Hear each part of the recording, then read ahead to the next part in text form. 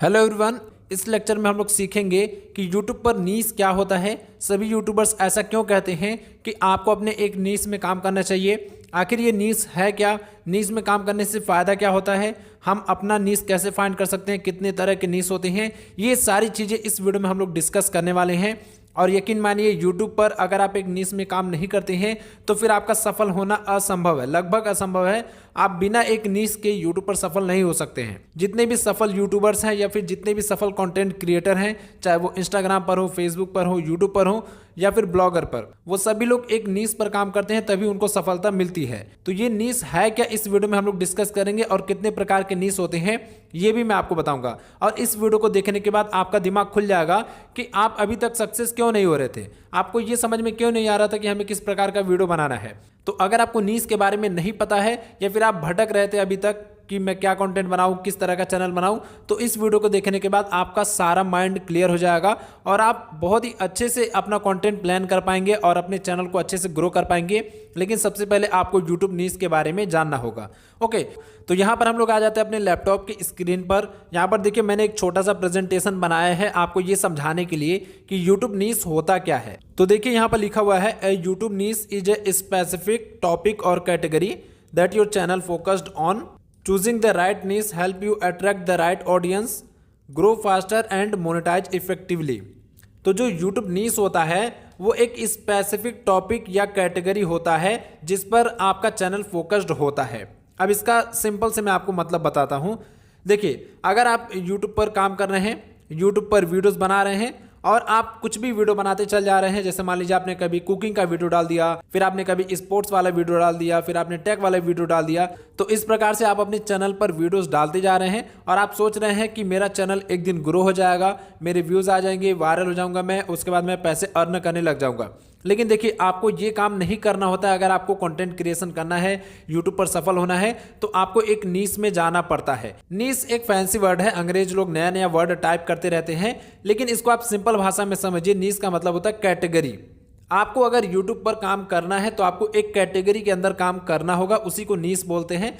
तो नीश बोलिए या फिर कैटेगरी बोलिए, आप अगर एक नीश में काम नहीं करेंगे तो फिर आपका चैनल कभी भी सफल नहीं होगा। देखिए, हर एक इंसान मल्टी टैलेंटेड होता है, भले उसको पता हो या ना पता हो। किसी में कम टैलेंट होता है, किसी में ज़्यादा। बहुत सारे लोग हर एक फील्ड में एक्सपर्ट होते हैं, पढ़ने में, खेलने में, कूदने में, हर एक चीज़ में। ओके, लेकिन जब आप यूट्यूब पर काम करना चाहते हैं तो आपको सबसे पहले ये डिसाइड करना होता है कि मैं किस कैटेगरी में काम करूंगा। तो आपको अपना कोई एक कैटेगरी यानी कि नीश सेलेक्ट करना पड़ता है और आपको उसी में पूरा काम करना होता है यूट्यूब करियर के दौरान। आप चाहे तो अलग अलग नीश में जा सकते हैं, लेकिन एक चैनल पर आपको एक ही नीश पर काम करना होता है, तभी आपको सफलता मिलती है। तो नीश क्या होता है, आई होप कि आपको समझ में आ गया होगा। अगर नहीं आया है तो यहाँ पर मैं आपको थोड़ी और चीज़ें बता रहा हूँ, फिर आपका माइंड क्लियर हो जाएगा। दोस्तों, मैंने YouTube पर फ्री YouTube कोर्स बनाया है जिसमें आपको लगभग 30 से ज़्यादा लेक्चर्स मिलेंगे।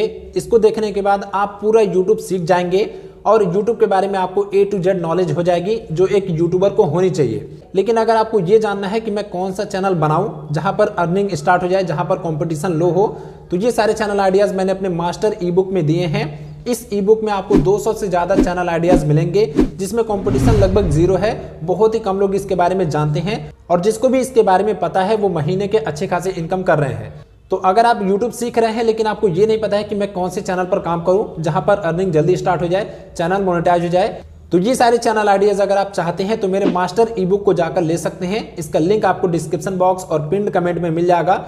जो लोग YouTube को लेकर सीरियस हैं, जो सीरियसली काम करना चाहते हैं, वो लोग इस ई बुक को ले सकते हैं।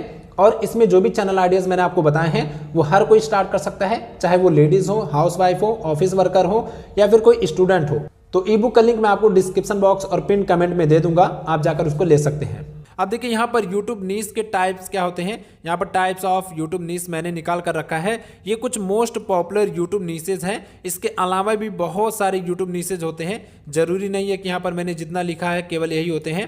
तो यहाँ पर जितने भी नीश हैं ये सबसे पॉपुलर हैं। सबसे पहला एजुकेशनल नीश, उसके बाद है entertainment, gaming, tech reviews, finance and business, health and fitness, motivational and self improvement, DIY and crafts, food and cooking, travel and adventure.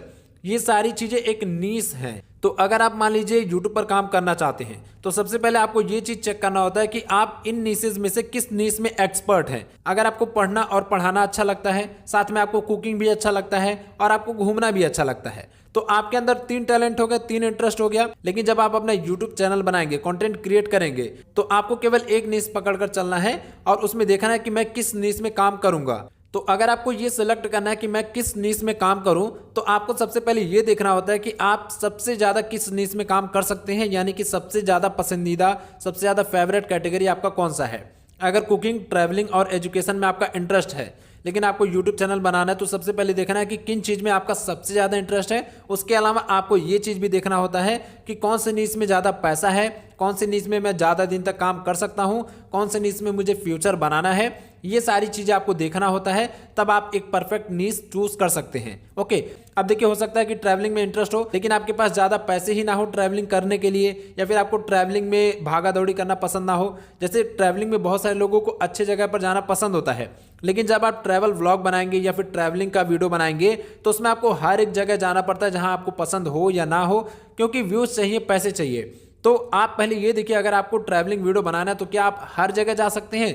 क्या आप कैमरे उठाकर वीडियो बना सकते हैं? चाहे आप थकान में हो या फिर बीमार हो, किसी भी कंडीशन में क्या आप ट्रैवल करके वीडियो बना सकते हैं? अगर हाँ, तो आप ट्रैवलिंग में जा सकते हैं। लेकिन अगर आप ये सारी चीज़ें नहीं कर सकते, केवल आपको घूमना पसंद है लेकिन वीडियो बनाना नहीं पसंद है, या फिर थके हारे हुए वीडियो बनाना नहीं पसंद है, आप हर जगह नहीं जाना चाहते हैं, तो आप ट्रैवलिंग नीश के लिए नहीं बने। आपको ट्रैवलिंग में काम नहीं करना है। ओके, आपको तुरंत से ट्रैवलिंग को अपने दिमाग से निकाल देना है।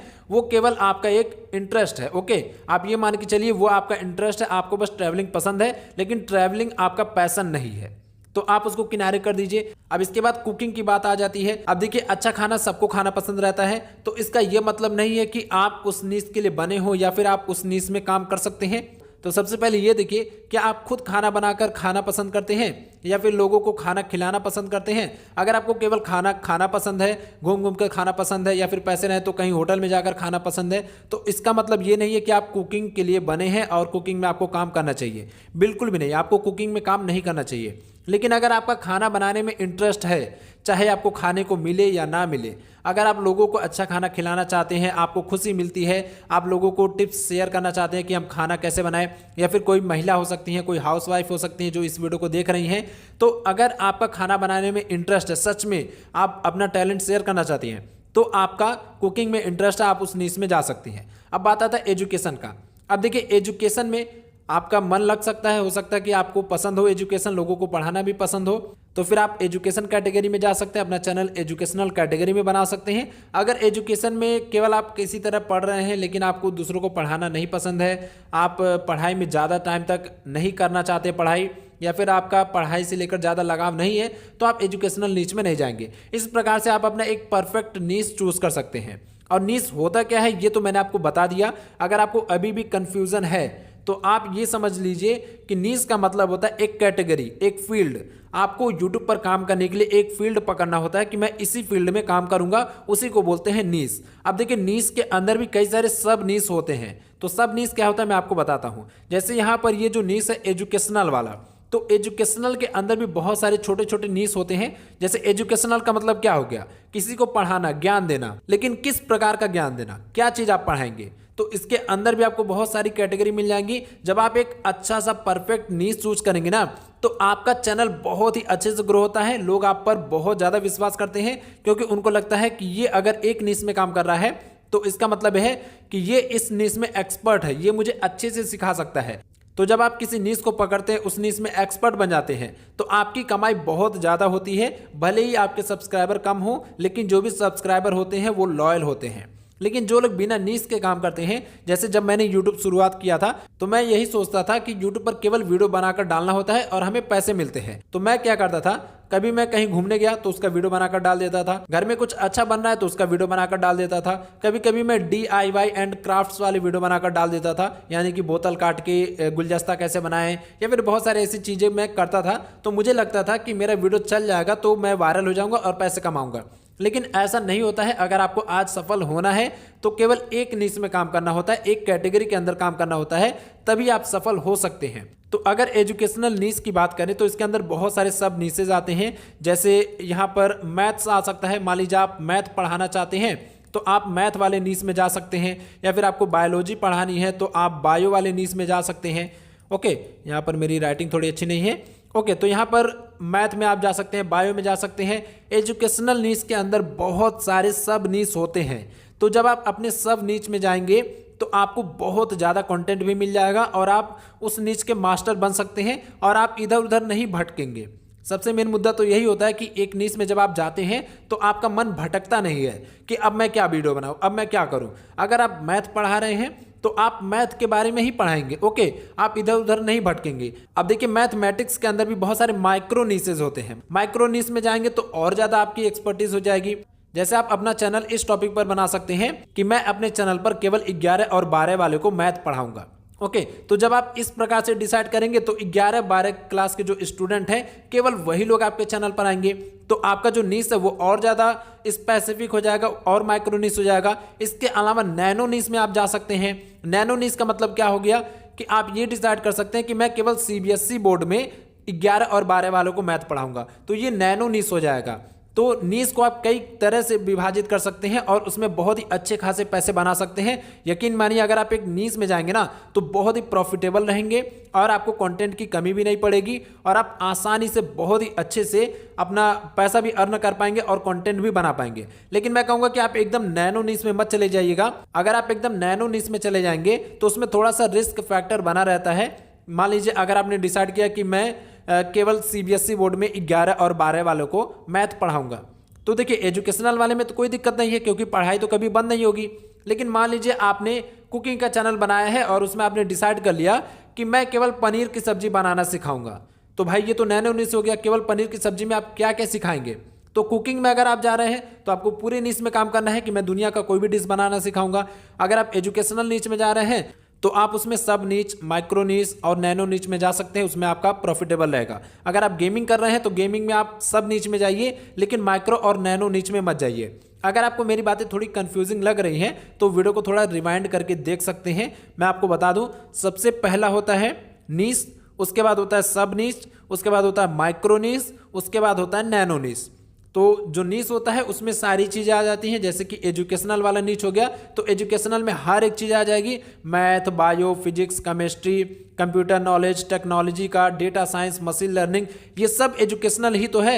अगर इसके अंदर सब नीच में जाएंगे तो सब नीच में क्या हो जाएगा, जैसे मैथ अलग हो जाएगा, बायो अलग हो जाएगा, केमिस्ट्री अलग हो जाएगा, तो ये सारी चीज़ें सब नीच में आ जाएंगी। अगर मैथमेटिक के अंदर आप माइक्रो नीच में जाएंगे तो उसमें आप अर्थमेटिक, अलजेब्रा या फिर उसमें वैदिक गणित भी पढ़ा सकते हैं, तो ये माइक्रो नीच हो जाएंगे। अगर आप नैनो नीच में जाएंगे तो नैनो नीच में आप ये कर सकते हैं कि आप केवल क्लास 1 वालों को मैथ पढ़ाएंगे, क्लास 2 वालों को मैथ पढ़ाएंगे या क्लास 11-12 को मैथ पढ़ाएंगे, तो ये नैनो नीच हो जाएगा। तो आपको इस प्रकार से नीच को फाइंड करना होगा कि आपको किस नीच में काम करना है। जब आपका नीच एक बार डिसाइड हो जाए तो उसके बाद क्या करना है, आपको अपने नीच में अच्छे अच्छे चैनल को ढूंढना है, उनको देखना है कि वो लोग कैसा कर रहे हैं, उसके बाद उनको थोड़ा बहुत कॉपी करना है, यानी कि उनसे इंस्पिरेशन लेना है। उसके बाद आगे आपको उसी प्रकार से कंटेंट बनाना है और आप जल्दी सफल हो जाएंगे। आई होप कि आपको इस लेक्चर में ये समझ में आ गया होगा कि नीच होता क्या है। इसी प्रकार से इंटरटेनमेंट नीच में जाएंगे तो आप इंटरटेनमेंट में क्या कर सकते हैं, केवल मान लीजिए आप भोजपुरी का एंटरटेनमेंट वीडियो बना सकते हैं, या फिर आप तमिल में रहते हैं तो तमिल लैंग्वेज में केवल एंटरटेनमेंट वीडियो बना सकते हैं। अगर आप राजस्थान के रहने वाले हैं तो केवल राजस्थानी लैंग्वेज में अपना कॉमेडी वीडियो बना सकते हैं।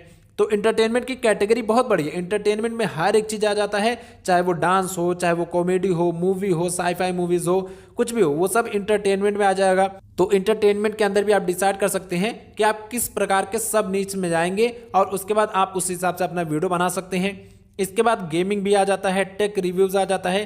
टेक रिव्यू में भी बहुत सारा स्कोप है, सब नीच, माइक्रो नीच और नैनो नीच का। टेक रिव्यू में आप केवल फोन का रिव्यू कर सकते हैं, या फिर फोन के अंदर भी अगर आपको नैनो नीच में जाना है तो आप ये कर सकते हैं कि आप केवल रेडमी के बारे में वीडियो बनाएंगे या फिर केवल सैमसंग के बारे में वीडियो बनाएंगे। तो इस प्रकार से आप नैनो नीच में जा सकते हैं।